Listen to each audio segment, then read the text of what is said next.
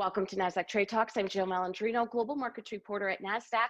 Marriott Vacation Club just announced it officially reopened its resorts and timeshares under the new DUB protocol program entitled Commitment to Clean.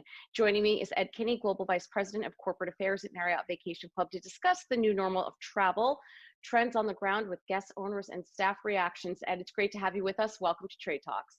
Hi, thanks so much for having me. All right, Ed, tell us more about Marriott Vacation Club.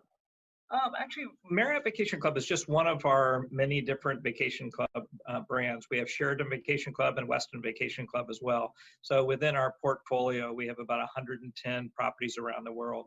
So the commitment to clean is really addressing our consumer concerns about making sure they can come back to the property safely, which we've had a great response of our owners and their guests coming back to our properties. We've held off a bit for transient rental guests, just starting to open that up again now. But most of the guests have been our owners that have reserved a year in advance. So the commitment to clean is really just making sure that our protocols are not only adhering to the standards that the different municipalities have, but actually going several steps beyond to make sure that everybody has a peace of mind that they can vacation in a safe environment. Well, it seems like some of these standards should be the norm anyway when it comes to maybe not necessarily social distancing, but some of the new hygiene standards that have been put into place. That's actually a great question, and some that our owners had asked as well. We did have a very extensive cleaning protocol already in place, but I think that going beyond that with increased frequency has made a big difference as well.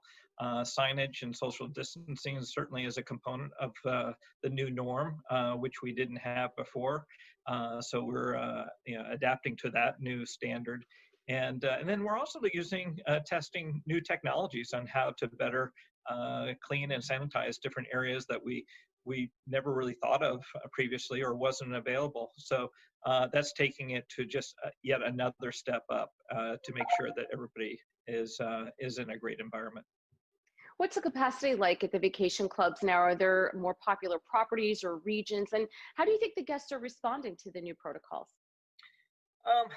Couple of parts to that question. As far as the regions, we've really been open across the board. We do have some markets that are still shut down for travel inbound. Hawaii is still a region that we have many different properties under our different brands, and that's going to be closed to the end of this month. Some of the island properties in St. Kitts, as an example, still are shut down for business. Aruba is open, but there's some nuances to how close to your travel you have to have a negative test to, which is 72 hours. That's a little complicated. But for the most part, our properties have been open because they're vacation ownership, and that because somebody has a deeded ownership at a property, you can't shut it down. So a little bit different than traditional lodging, which gives us an advantage as far as the guests coming back quicker. Capacity has been not really impacted to a great degree on an overall occupancy standpoint.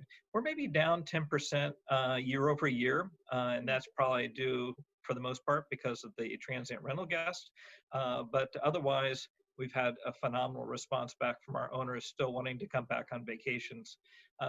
In a capacity question, we do have to restrict a bit of our inventory because the turnover is delayed. It's not a check out in the morning and check a guest in the evening. We have to fluctuate our inventory to accommodate at least a 24-hour gap between new guests coming in to make sure everything is sanitized.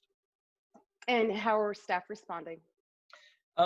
Staff has been great. I mean, they've adhered to the new protocols almost seamlessly, and that's been great, and because it helps our owners and guests feel welcome and not an awkward clinical environment.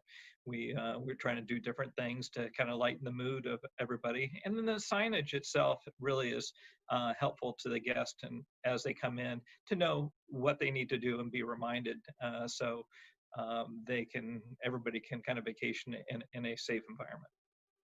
Yeah, that's certainly helpful because even just locally in New Jersey, every time you go somewhere or if you travel to a different state, no one ever knows what the appropriate protocol is. Can you be next to people? Can you have your mask on or off? So anecdotally, that certainly is helpful. So Ed, what's your outlook on the other side of COVID-19? Do we ever get back to travel and leisure trends that we saw in the fourth quarter of 2019? We certainly hope so, and the predictions of what our models for anticipated business, supports that. I think that there is still some vagueness on how quickly all the amenities can be put back into place, and how people can socialize in the new norm.